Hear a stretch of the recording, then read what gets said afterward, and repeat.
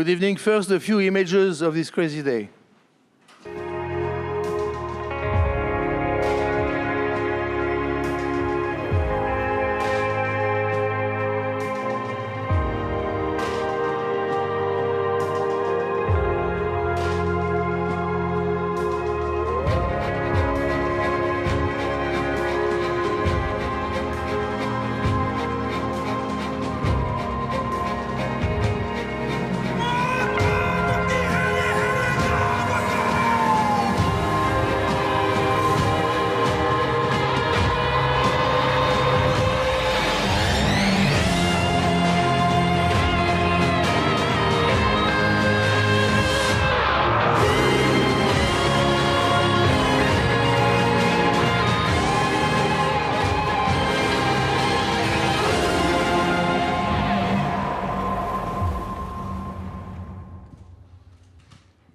Results of the day: Etienne won race 7 by 58 seconds, and this 8-1 by 3 minutes 55 seconds. So now Etienne is leading 5-3.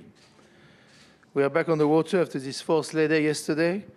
What a day, what a second race. I will check, but I think we have never seen such a race in the Emirates Cup history, but I will check in the books tonight. Luna Rossa was leading by 4 minutes and 27 seconds at the third mark, and lost the lead and was 4 minutes 6 seconds behind at the fourth mark.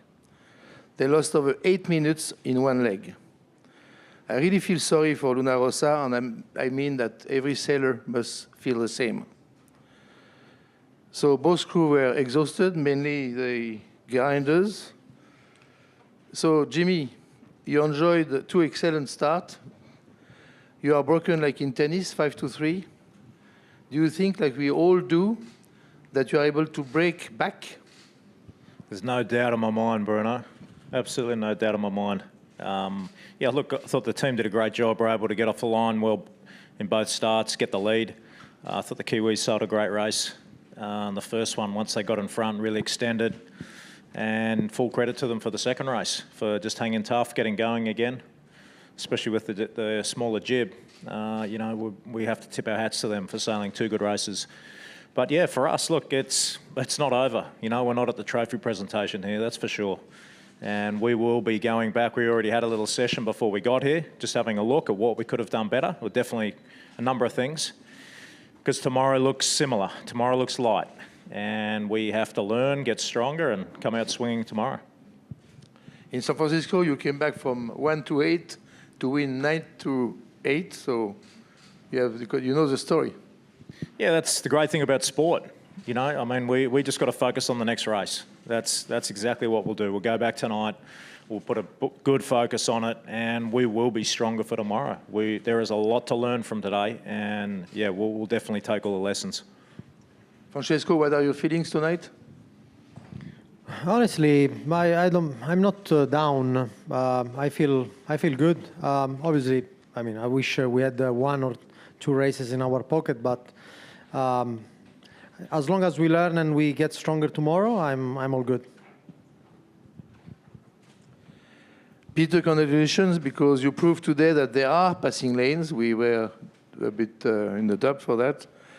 Were you confident after clearly losing the 2 starts?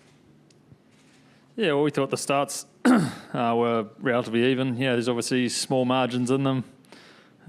We went for the luff in their first one, didn't quite get to them. They did a good job, and then yeah, the second one we just broke off to the right. But yeah, we were obviously a pretty tense day for us. You know, we're really happy with how we fought back and improved in that first race, and we really feel like we've improved in a lot of areas that kind of came together for that first one. But yeah, then obviously the second one, you know, we gave them a pretty good opportunity, and we really needed a mistake from the Luna Rossa guys, and we didn't really think it was going to happen, but you know, we're pretty, yeah, better be lucky than good.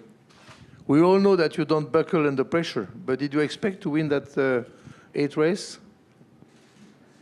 Oh, yeah, for us as a team, we just keep fighting on, and yeah, I think it was a pretty amazing effort by the whole team, you know, especially the grinding group to, you know, get our boat back up on the foil, even when we're 4 minutes behind or something, and just keep charging forward. And you know, we all knew that it would just take one mistake by Luna Rossa to end up off the foil. Yeah, and then as soon as we overtook them, we knew that it would be one mistake by us and they'd take us again. So, it's definitely the more tense side of racing, I'd say, when every manoeuvre's super critical to actually keeping your boat on the foil, and that if you do fall off the foil, you might not be able to take back off. So I think it's just an amazing effort by our grinding team by able to power up and depower the boat super quick, and obviously we didn't quite have a big enough jib up for that light conditions, but amazing effort by the group.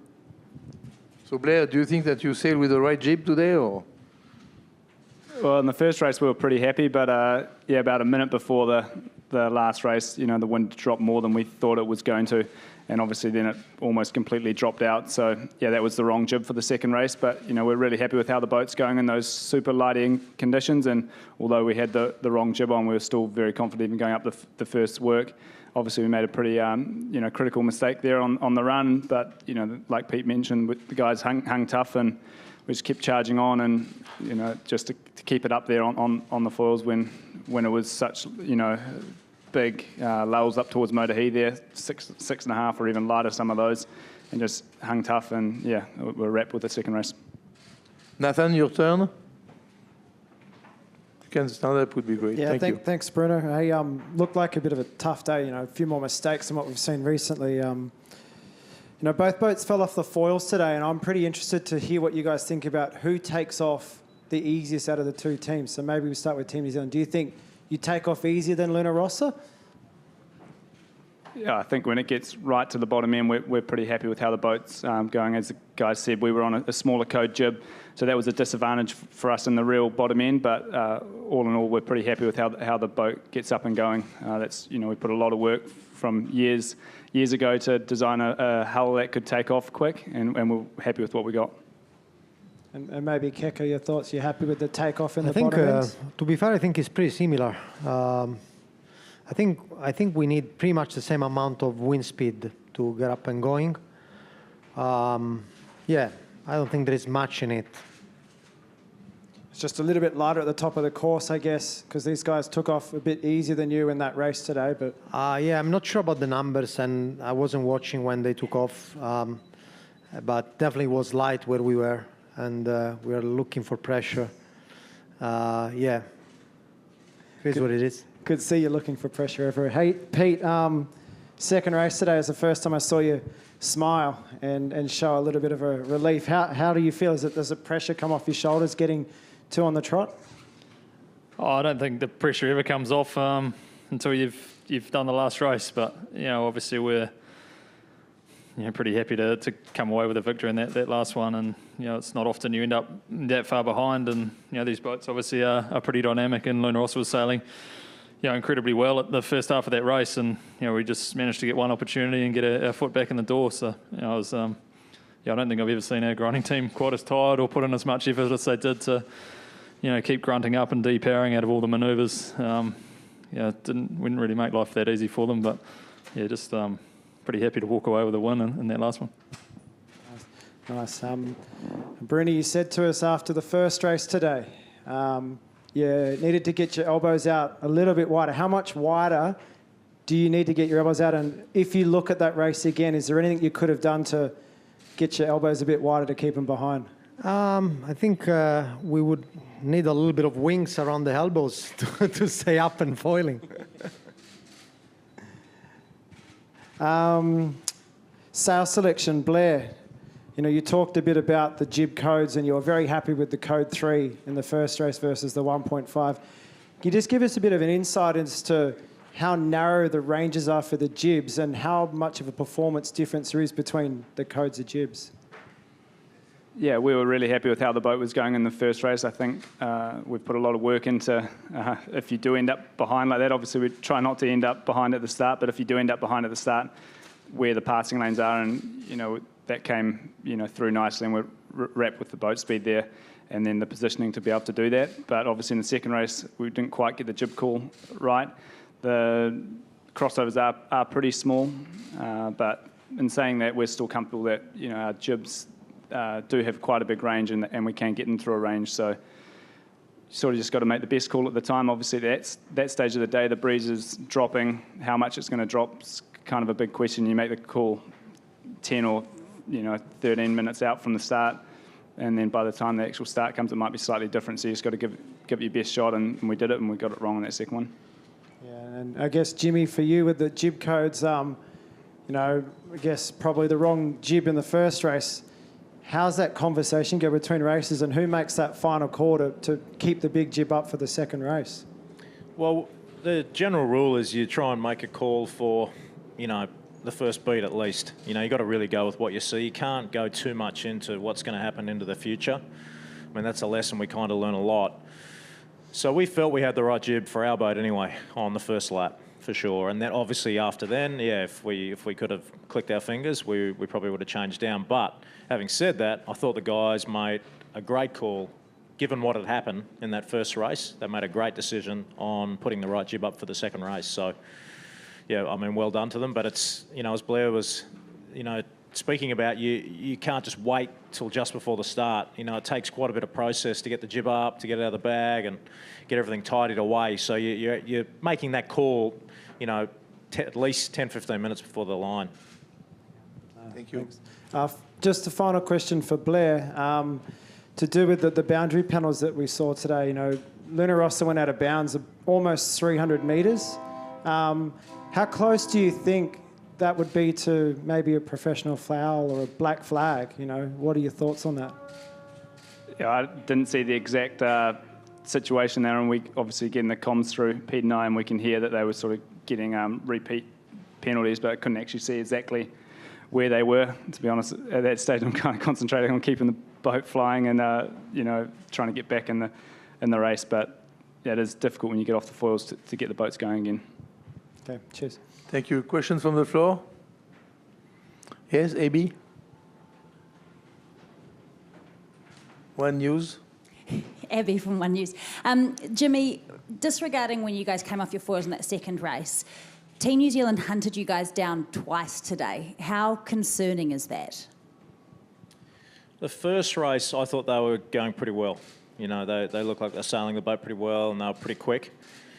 Again, I still felt there's a couple of things we could have done to win that race in the position we're in, and we'll definitely be looking at that tonight. And the second race, we just saw a pretty dynamic racetrack and dynamic wind. We saw both boats fall off the foils and huge leads establish, and, that's just one of those days.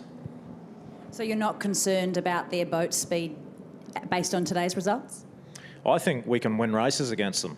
We wouldn't have 1-3 if, we came to this today all square. So I believe we can win races, and we believe we can get out there and do that tomorrow. And that'll exactly be our plan, I can tell you. Thank you, AB. Matt? A question probably for both teams, but given the forecast for tomorrow is very light like it was yesterday, is there any consideration, I know you have to have agreement, for a lay day tomorrow? I think the wind is going to be much better from Wednesday. Maybe Keko and Pete? To be fair, I don't think that's the case, and I'm probably not the right person to answer. Same, mate. We're just preparing to go racing tomorrow, and that's what the schedule says, so that's what we do as athletes. Maybe you want a day off, maybe. Alison, yes.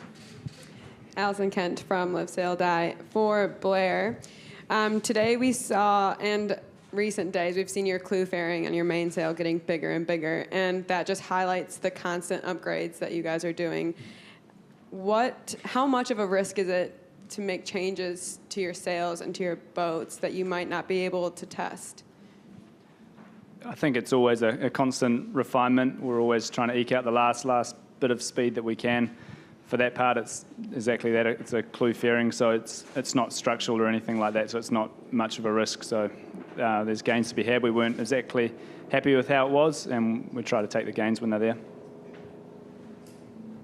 Questions?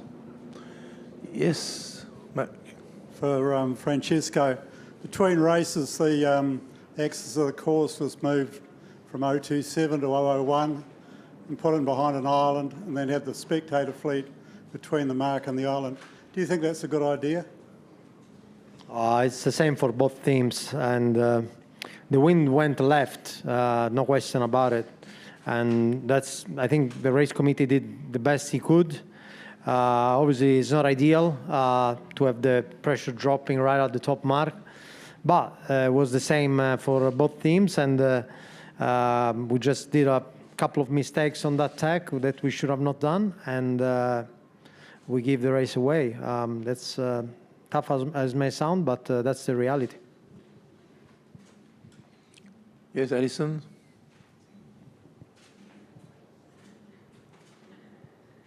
One for Jimmy. There's been a lot of talk up to this point is win the start, win the race, up until today.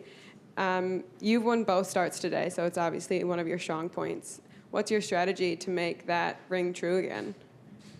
Oh, I mean, we approach every race to win, and typically to give yourself the best shot at winning, you got to get off the line well, and you got to get that first cross. So you get really a choice of where you want to go on the racetrack. So, yeah, I mean, tomorrow's going to be no different. You know, we'll debrief today. We'll learn the lessons from not just the start, but the rest of the racetrack, and we'll come out tomorrow with a strategy and a plan to try and execute that and get that cross. Yes, William? Jimmy and Keiko, normally when you're in front, you've done a really good job of slamming on the Kiwis. But in the first race, it kind of seemed like you let them off the hook a little bit in I think the start of the third leg. Why didn't you cover them as hard as you could have? Yeah, I mean, you have to sort of weigh up when you can cover, and it comes down to a lot of things, you know, pressure, your own boat speed, and what the phase of the wind is. But I mean, to be quite honest, we really need to go back and have a good look at it and see what we did good, what we didn't do so well, and learn from that, and then apply those lessons tomorrow. Question? Yes. Another question? Yes, sir. Duncan? Yeah, question for Blair. Blair, you and Pete have sailed a lot of high-pressure races in your career. How does that second one sort of play out in terms of drama and, I don't know, the nervousness of, getting back into that race and realising you're probably only another mistake away from disaster? Yeah, it's certainly right up there. I mean, as all the guys have alluded to have such big lead changes, to have the boat so close to the edge of foiling, I guess adds to the drama. For Pete and I guess we've had a few of those out here on the Hodaki Gulf. We had some pretty close ones in the 49er a year or so ago. So for the whole team, I think we're just enjoying being out there. I guess as athletes, you always want to be racing against the best and sort of in the most high-pressure environments you can, and we've certainly got that, and yeah, we're loving the challenge. Yes, sir. Jimmy, Mark here from Stuff. Given today was a day of lost opportunity for you guys, in terms of tomorrow and coming out and sailing the way you want to, as you've talked about, in your mind, what are the biggest adjustments? Is it mentally? Is it staying mentally strong, or are there physical things you need to do better? Well, I don't view today as lost opportunities. You know, the way I view it is you're either winning or you're learning, and so I think we learnt a lot today, and that is going to help us get stronger as a team, and it's going to give us a better chance to win races. You know, and so that's what we're going to focus on. There's no one at the base, I can tell you right now, there's no one there sort of curled up in the corner, you know, crying it out. No one's going to throw the towel in. You know, it's been a tough road to get to this cup, so we know the team can bounce back and respond, and we're going to come out swinging tomorrow. Peter Montgomery? On Saturday night, we spoke to Blair and Jimmy about the wind shadow that came back with these boats that at sailing 4 times faster and so on. We'll go to Blair and Francesco, they could perhaps have a turn. When you fell off your foils, was that because there was a big hole and no wind at the top of the course, or was there a wind shadow you had sailed into? Is that us first, PJ? Yeah, I think we definitely jibed at a pretty bad time there. I think looking back on it, but a bad time in what? Because it was light air, or had you sailed into the wind? For the same reason you both boats in 2 separate races on port entry came off your foils on Saturday, remember? Yeah, I think that time we fell off on the first run there was probably a combination of the two. If you had one or the other, you probably would have pulled off the jibe, but when you get the wind shadow and the lull at the same time, it doesn't work. So that was a mistake by us. I think we were pretty confident that the speed we had coming into them on that run, but then to make that mistake was, bit of a bad one for us, but great to bounce back from it. Thank you. Francesco, how do you account for it? Well, I think there was noise, having no boats in front of us sailing, but there were a lot of spectator boats, and it was clearly getting lighter and lighter the closer we were getting to those spectator boats. So, yeah, partially was a drop of wind speed due to the spectators, but I think we could have done that tack. Was a marginal one, and you need to do 100 things right to make it go right. And we did a couple of mistakes, and it didn't happen. Thank you. One last question from the floor? No? Thank you. So we switch to Zoom. Sorry. First one is Justin Chisholm, Yacht Racing. Yeah, Yacht Racing Life website. Question for Blair and Pete. As 49er sailors, Olympic 49er sailors, you're used to these long series, and you've got your Olympic coach, Hamish Wilcox, working with you on this campaign as well. Is that an advantage to you? And what's Hamish been telling you between races and in the debriefs in the evening? Well, I think firstly, this event's actually turned out to be probably shorter than what we thought. We definitely thought at the beginning of it, we're going to have a few more lay days. If we had started on the original schedule on the 6th of March, but now with that little delay, it's pretty much meant we raced on Wednesday, got one day off, and then we're through to however long it takes. And now we definitely, feel like we're in a good situation to, like Jimmy says, keep improving and keep learning. And, we know we've got to keep doing that because, Luna Rossa will keep throwing everything at us, and we've just got to keep improving. And we feel like we've got a great group. Not only Hamish, but people like Glenn and Ray, and just a lot of, experienced heads that, are all working super hard in our base to keep improving the boat and keep trying to make us go quicker. And at the end of the day, that's our main job, is to try and not make any mistakes and get the boat around the racetrack as quick as we can. And that's what we're working on for the next few days. Thank you. Next. Second is Andrea Falcon, Willem Motore. Yes, this is for Francesco Bruni. I would like to talk about hull shapes. The two hull shapes are very different.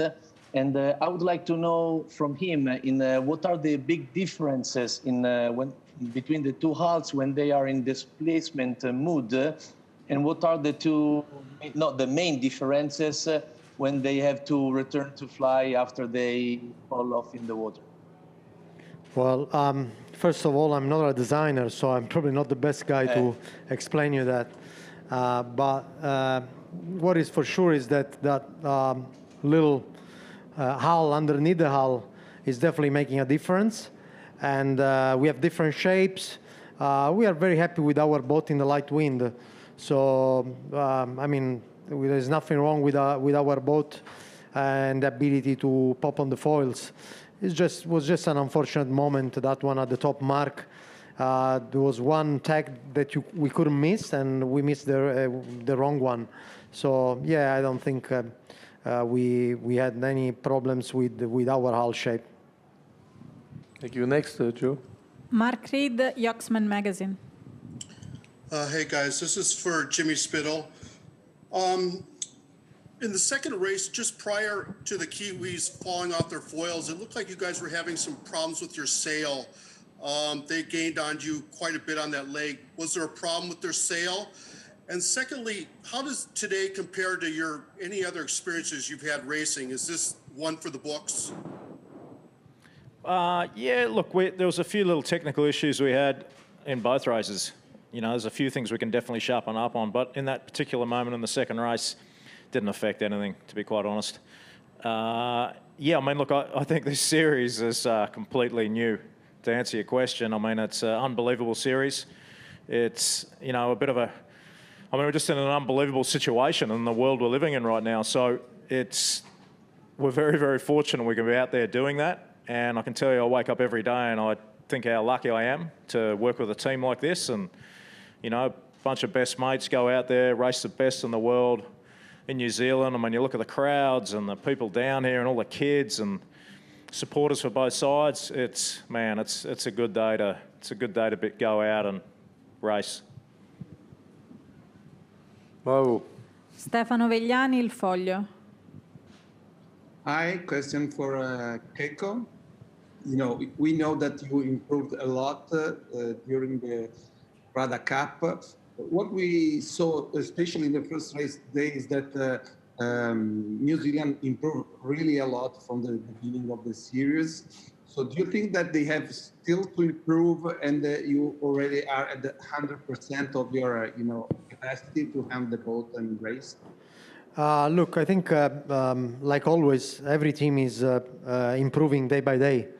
And what I can tell you is that the first race today, the boat was not going exactly 100%, and we could have done better. I won't go into the details, obviously, but I'm sure that tomorrow we can be faster for many reasons. And obviously the Kiwis are learning as well, and they are the best team, and we have to keep fighting. Thank you. Michele Tognozzi, Farevela. Hi, good morning, guys. A question for Francesco Bruni. Keiko, Luna Rossa have lost a couple of opportunities in the last few days, but you guys have always given the impression that you could have won at least 6 or 7 maybe of the 8 races so far. So what can you improve to be the first on the finish line in tomorrow's 2 races? First of all, I mean, we didn't have a lot of regrets coming into today. Maybe today we have some more, but I think everybody can sail better. We can sail better. The Kiwis can sail better. We just have to keep doing what we have been doing so far. And the coaches have done a fantastic job so far on making us improving. And I'm sure they will do the same tonight and tomorrow morning. Thank you. No more? Thank you very much. Thank you. See you tomorrow.